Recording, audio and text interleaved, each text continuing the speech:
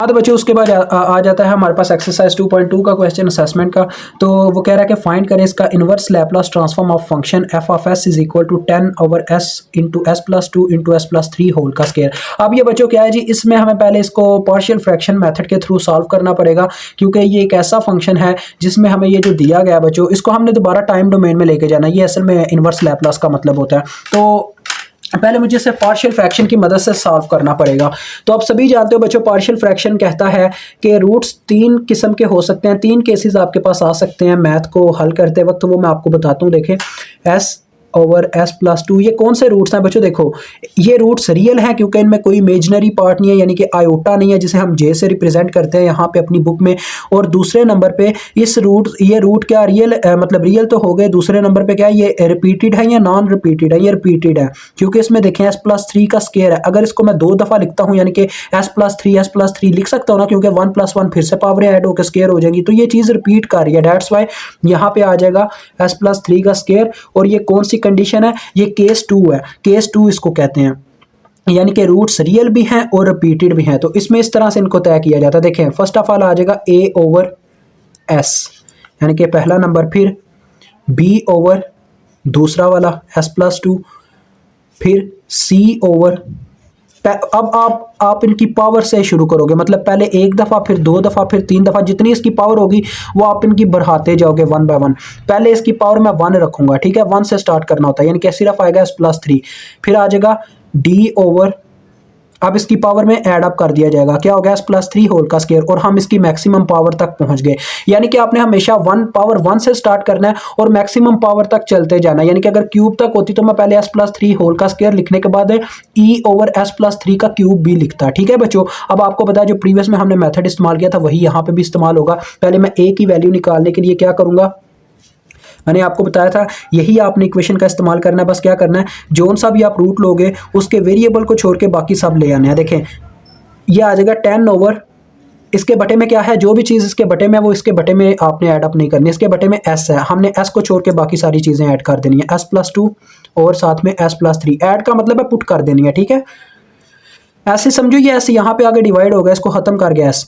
अब हमने यहाँ पे लिमिट पुट करनी है। लिमिट कैसे पुट होगी, आप इसके बटे में जो भी चीज़ होगी उसको इज इक्वल टू जीरो रख के देख लेना, जो भी वैल्यू मिल रही हो। इसके बटे में सिर्फ एस है तो S is equal to zero आ रहा है, यानी कि इसकी जगह ये लिमिट आएगी S is equal to zero. आगे आपने फिर इसकी लिमिट पुट कर देनी है क्योंकि इसको मजीद हल नहीं किया जा सकता। तो ये आ जाएगा, देखें 10 ओवर, ये आ जाएगा बच्चों, देखो जीरो प्लस टू एस की जगह वैल्यू पुट होनी है ना, तो ये आ जाएगा two, zero plus two two into zero plus three, यानी कि जीरो पुट होगा इसकी जगह तो जीरो प्लस थ्री, थ्री आ जाएगा, थ्री का स्केयर क्या होता है 9, तो ये आ गया 2 इंटू नाइन, तो ये मेरे पास आ रहा है 10 ओवर 18। तो 10 ओवर 18 देखते हैं कितना बनता है। इसको आपके बुक वाले ने इस तरह से किया हुआ है, 5 ओवर 9 रखा हुआ है, तो चले हम भी 5 ओवर 9 ही रख लेते हैं, कोई मसला नहीं है। अब हम बी की वैल्यू निकालेंगे। बी की वैल्यू निकालने के लिए बच्चों क्या करेंगे, उसके वेरिएबल को छोड़ के बाकी वैल्यूज ले लेंगे। देखें 10 ओवर, अब देखो इसके बटे में है S over S plus to, तो एस प्लस टू को छोड़ के बाकी दोनों लिख लो, यानी कि आ गया s into s plus three whole का स्केयर, ठीक है। इसमें बस एक चीज का फर्क आएगा, वो होगा कि स्केयर वाले पॉइंट पे जाके हम क्या करेंगे, वो भी मैं आपको बता दूंगा, टेंशन नहीं है। अब इसके बटे में जो है उसके मदद से आप एस की मतलब के लिमिट ले लो, इज इक्वल टू जीरो रख के देखो आती है एस की क्या वैल्यू, -2, यानी ये लिमिट पुट होनी है, एस इज इक्वल टू -2। अब ये लिमिट पुट कर दो क्योंकि कोई ये हल तो नहीं हो सकता। ये आ गया -2 इंटू -2 प्लस थ्री, बच्चों कितना होता है, -2 प्लस थ्री 1 होता है, 1 का स्केयर, तो ये -2 ही आ जाना है। और -2 यानी कि 10 से जब डिवाइड करेंगे 10 को -2 से, तो -5 आ जाएगा, ये भी वैल्यू आ गई। अब इस साइड पे हम सी की वैल्यू, तो एक दूर की बात है बच्चों, सी की वैल्यू यानी आपको पता क्या करना होगा, आपको हर दफ़ा हायर ऑर्डर की वैल्यू पहले मिलेगी, यानी कि जो रूट्स रिपीट हो रहे होंगे ना उनमें सबसे जो मतलब कि जो बटे में ओरिजिनल नंबर था ना, यानी कि एस प्लस थ्री होल का स्केयर था, वो ओरिजिनल नंबर जिस वेरिएबल के बटे में होगा वहीं पे आप उसकी लिमिट पुट करके उसी की डायरेक्ट वैल्यू निकाल सकोगे। फिर उससे नीचे वालों की वैल्यू आएगी, यानी कि इसके बटे में देखें ओरिजिनल नंबर है जो यहाँ पे वो मौजूद है एस प्लस थ्री होल का स्केयर, डेट्स वाई हम इसके लिए ही वो इस्तेमाल करेंगे, यानी कि डायरेक्ट डी की ही वैल्यू आएगी। तो डी के केस में क्या होगा, हम इसके बटे में से एस प्लस थ्री का होल स्केयर खत्म कर देंगे, बाकी जो दो वेरिएबल है उनको एज इट एज ले आएंगे एस प्लस टू। अब लिमिट में क्या आएगा वो मैं आपको बताता हूँ। आपने इसका स्केयर देखें, एस प्लस थ्री होल का स्केयर को अगर आप इज इक्वल टू 0 कर भी दो तो आपने दोनों तरफ जब अंडर रूट लेना तो आपको पता ही है बच्चों ये सिंपल इसी तरह से आ जाएगा। तो यहाँ पे लिमिट आ जाएगी s इज इक्वल टू -3, ये लिमिट आपके पास आ गई। ठीक है, ये आपने पुट करनी है डी के लिए, यानी आपने हायर ऑर्डर से लोअर ऑर्डर की तरफ आना। मैं आपको बताता हूँ फिर दूसरों के लिए क्या करोगे। देखो इज इक्वल टू, अब देखो इसको मजीद हल नहीं किया जा सकता, ये जो आपके पास आ रहा है, ठीक है, इसको मजीद हल नहीं किया जा सकता, तो डायरेक्ट लिमिट्स हमने पुट कर देनी है। लेकिन इसमें लिमिट्स पुट करने से पहले मैं आपको बताता हूँ सी आप कैसे, इसके बाद जो इसका लोअर ऑर्डर होगा ना बच्चों, यहाँ पे s+3 का क्यूब भी हो सकता था। अब आपने क्या करना है, समझो क्यूब से स्केयर की तरफ आ रहे हो, तो जैसे जैसे आप एक डिग्री नीचे आते जाओगे, नीचे वाला वेरिएबल फाइंड आउट करने चाहोगे तो आपने उसका क्या करते जाना, डेरिवेटिव लेते जाना। ठीक है, समझ रहे हो ना मेरी बात को। तो देखो बच्चों, इसका मतलब मुझे इस टर्म का डेरिवेटिव लेना होगा। ठीक है, समझ रहे हो ना, यानी जहां तक डी आया, ये देखो ये डी मेरे पास यहां तक आ चुका है, तो मैं क्या करूंगा, इसका पहले डेरिवेटिव ले लूंगा। देखो डेरिवेटिव में 10 बचो क्या है, 10 एक कांस्टेंट टर्म होगी, इस तरह से यानी मुझे करना पड़ेगा। देखें 10 ओवर ये बटे में क्या है, s इंटू s+2, तो s इंटू s+2 क्या बच्चों बनता है, s को अंदर मल्टीप्लाई करवा दो, ये आ जाएगा s स्क्वायर प्लस 2s। ठीक है, यानी ये मेरे पास आ चुका होगा। ठीक है, समझ में आ रही है ना मेरी बात। तो उसका जब मैं डेरिवेटिव लूंगा, आपने डेरिवेटिव s के अकॉर्डिंग लेना है क्योंकि फ्रीक्वेंसी के अकॉर्डिंग है, तो इस तरह से आपने डेरिवेटिव लेना c के लिए। पहले c में जब ये इक्वेशन आप इस्तेमाल कर रहे होगे, ये आपका यहीं पे पुट करने वाला हिस्सा है जो मैं यहाँ पे रफ फॉर्मूले में कर रहा हूँ, ये आपका हिस्सा है, यहाँ पे आपने करना है। यानी कि लिमिट्स पुट करने से पहले पहले जो इसकी सिंपल फॉर्म बनती है वो आपने बना लेनी है। ठीक है, वो फॉर्म बनाने के बाद आपने इसको फिर इसका डेरिवेटिव लेना नए वेरिएबल के लिए, लिमिट्स पुट करने से पहले। तो देखो अब ये क्या आएगा बच्चों, देखो ये आएगा 10 को बाहर निकाल दें, अंदर आ जाएगा डेरिवेटिव किस चीज़ का, ये है s square plus 2s whole की पावर बटे में थी बच्चों 1, ऊपर आके क्या हो जाएगी -1, यानी कि बटे में इसकी पावर 1 थी, जब इसको ऊपर लाना चाहेंगे तो इसकी पावर -1 हो चुकी होगी। और इसके ऊपर पहले क्या लगेगा, पावर रूल लगेगा। पावर रूल क्या कहता है डेरिवेटिव में, डेरिवेटिव में पावर रूल कहता है जो इसकी पावर है पहले वो पीछे आएगी, यानी कि -1 पीछे आ जाएगा, 10 से मल्टीप्लाई हो जाएगा इस तरह से, और इसकी पावर में से एक माइनस कर दिया जाएगा, यानी ये आ जाएगा s स्क्वायर प्लस 2s और इसकी पावर में से एक -1 और आगे इनका अलहदा से फिर से डेरिवेटिव आगे लिया जाएगा। वो क्या आएगा बच्चों, देखो वो इस तरह से आ जाएगा d/ds into s square plus 2s, यानी कि बगैर पावर के भी इनका डेरिवेटिव लिया जाएगा। और उनके ऊपर भी देखो बच्चों पावर रूल ही लग रहा है। तो ये मेरे पास क्या बन रहा है, वैसे ये देखें ये -10 आ गया। ठीक है, और ये मेरे पास आ जाएगा, देखें s square plus 2s whole की पावर -2, उसको जब मैं फिर से बटे में लाऊंगा तो वो बन जाएगा s square plus 2s whole की पावर ऊपर -2 थी, नीचे आके +2 हो गई, यानी ये चीज़ बन जाएगी। और उनका क्या बनेगा, देखें इनको भी मैं सॉल्व कर रहा हूँ। देखें इसका जब डेरिवेटिव लेंगे बच्चों s का, तो इसकी पावर पहले पीछे आएगी और इसकी पावर में से एक माइनस कर दिया जाएगा, यानी कि 2 - 1 हो जाएगा। और इसी तरह से 2 का ये होगा, यानी कि 2 कांस्टेंट है वो पीछे हट गया और डेरिवेटिव आ गया सिंपल s का, इस तरह से। तो ये देखो ये दोनों कट गए और ये फॉर्म बन रही है, यानी कि ये आ रहा है 2s + 2, ये आ रहा है मेरे पास इस तरह से -10 over s square plus 2s whole का स्क्वायर। ठीक है बच्चों, और ऊपर आ रहा है 2s + 2। तो ये फॉर्म बनती है इसका सारा मतलब कि डेरिवेटिव लेने के बाद इस टर्म का।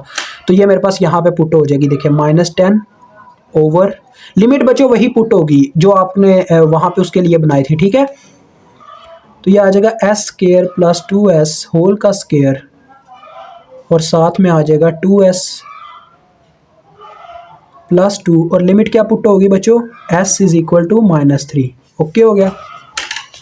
तो देखो ये सारी आप कैलकुलेटर पे पुट कर सकते हो। यहाँ पे -3 पुट हुआ और अंदर आया -3 + 2, -3 + 2 करें तो बच्चों कितना होता है, -3 + 2 -1। ठीक है, -3 + 2 करते हैं तो -1 आता है और बाहर भी -3 है, तो -1 मल्टीप्लाई बाय -3 क्या आ जाएगा हमारे पास रिजल्ट 3 आ जाएगा। तो ये आ रहा है 10/3, सारा मतलब सॉल्व करने के बाद ये आएगा 10/3 डी की वैल्यू।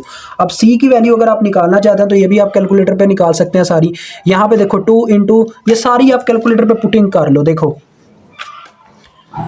-10 बटे में और इंटू 2 ज़रबे -3, ये कितना आ जाएगा बच्चों, ये आ जाएगा 2 ज़रबे -3, ये मेरे पास -6 आ जाएगा। ठीक है, +2 और बटे में आएगा, अब देखो s का स्क्वायर बच्चों, s का स्क्वायर यानी कि -3 का स्क्वायर, -3 का स्क्वायर क्या होगा, -3 का स्क्वायर 9 होता है, तो 9 आ गया। ठीक है, ये देखें आपके सामने सारी पुट कर रहा हूँ कैलकुलेटर पे।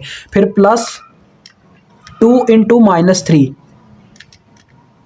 ठीक है, यानी कि s की जगह वैल्यू पुट हुई और होल का स्क्वायर था, ये मैंने उसका स्क्वायर भी ले दिया। ठीक है, तो आप देखते हैं कितना आता है, 40/9 यानी 40/9 जी ठीक ही है।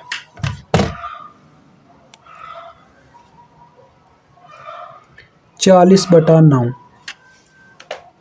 अब ये सारी वैल्यूज़ निकल चुकी हैं, अब आपने उठा के इनको ऊपर पुट कर देना है जहाँ जहाँ ये पुट होती हैं, ठीक है। तो देखें अब हमारे पास एफ ऑफ एस बच्चों कुछ इस तरह से आ जाएगा। देखें f of s is equal to जो ये 10 की मतलब कि पूरी टर्म थी, इसको हमने सॉल्व कर दिया। जहाँ जहाँ वैल्यूज पुट होती हैं वहाँ पे हम 10 इसको रिप्लेस कर देंगे इन सब के साथ। देखें पहले ए की वैल्यू है 5/9, तो मैंने पुट की तो ये आ गया 5/9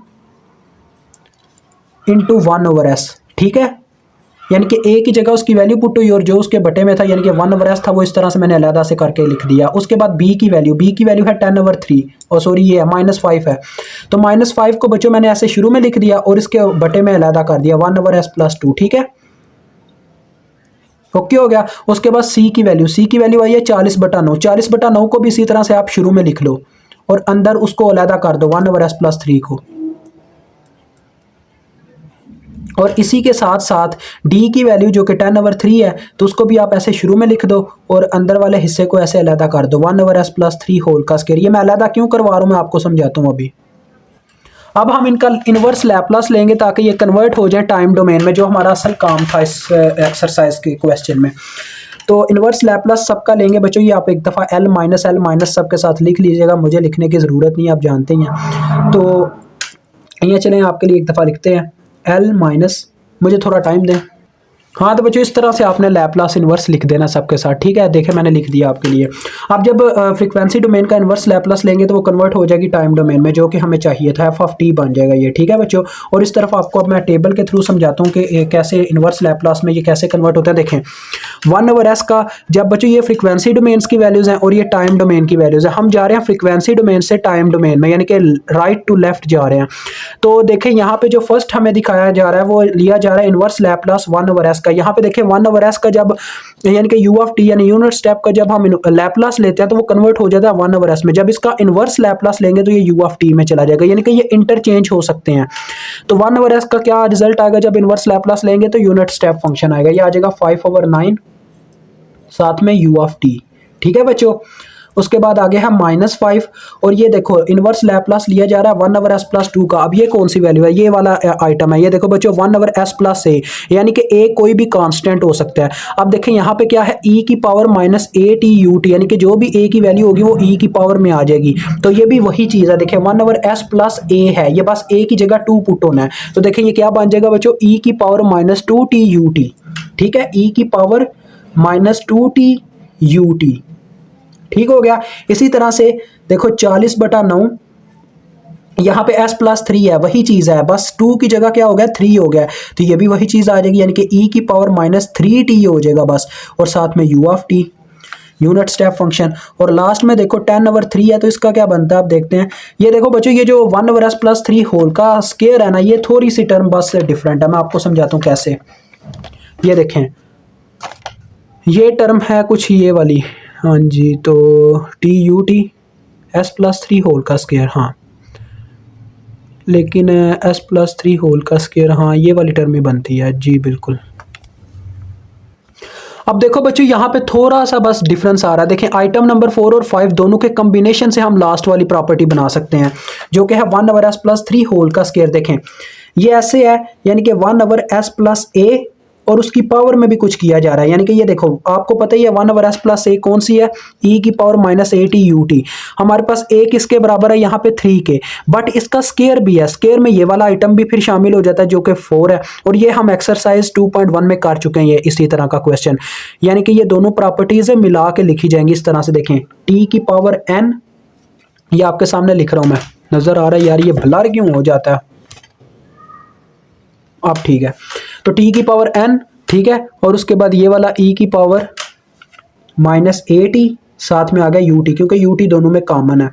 और इनकी आगे देखो मैं वैल्यू लिखता हूँ, इनकी वैल्यू में बचो क्या है, t की पावर n की हमारे पास होती है n का फैक्टोरियल ओवर s की पावर n+1, ठीक है, इस तरह से है s की पावर n+1, यानी कि इसकी पावर में n+1 हो रहा होता है। बट जब e की पावर -at आ जाता है तो s रिप्लेस हो जाता है किसके साथ, s + a के साथ, यानी इस तरह से हो जाएगा। यानी कि अगर हम इन दोनों को मिला के लिखें तो हम वो चीज़ यहाँ पे बना सकते हैं जिसकी हमें ज़रूरत है। देखें हमारे पास क्या है, अगर मैं t की पावर n ut का इस्तेमाल करूँ तो मेरे पास आ जाएगा n का फैक्टोरियल यानी कि 1 का फैक्टोरियल, क्योंकि मेरे पास t की पावर 1 आती है, क्योंकि यहाँ पे ऊपर 1 है, 1 का फैक्टोरियल 1 होता है। तो ये आता है मेरे पास, देखो t की पावर 1, e की पावर a की वैल्यू हमारे पास वहाँ पे क्या है बच्चों 3, तो ये आ जाएगा e की पावर -3t ut। तो ये चीज़ बनती है असल में। अब सारी वैल्यूज आप पुट करके देख लें, देखें n की जगह 1 पुट हो रहा है, 1 का फैक्टोरियल जो कि 1 ही होता है, और a की जगह हमारे पास यहाँ पे भी n की जगह जब 1 पुट होगा तो उसका स्क्वायर ही बन जाएगा। तो यही चीज़ बनती है। यहाँ पे आ जाएगा देखो बच्चों t और साथ में आ जाएगा e की पावर -3t ut। ठीक है, अब इन सब में से यूनिट स्टेप फंक्शन कॉमन आ सकता है u ऑफ t। तो ये आ गया f of t is equal to, अब चाहो तो u ऑफ t कॉमन ले लो, अदरवाइज ऐसे भी लिखो तो कोई फ़र्क नहीं पड़ता। u ऑफ t इंटू 5/9 यहाँ पे सिर्फ रह गया, और यहाँ पे आ गया -5 e की पावर -2t, यहाँ पे आ गया 40/9 e की पावर -3t, और यहाँ पे आ गया 10/3 t e की पावर -3t। ये आपके पास रिज़ल्ट आ गया, चेक कर लीजिएगा। मुझे उम्मीद आपको समझ आ गई होगी। खुदा हाफिज़।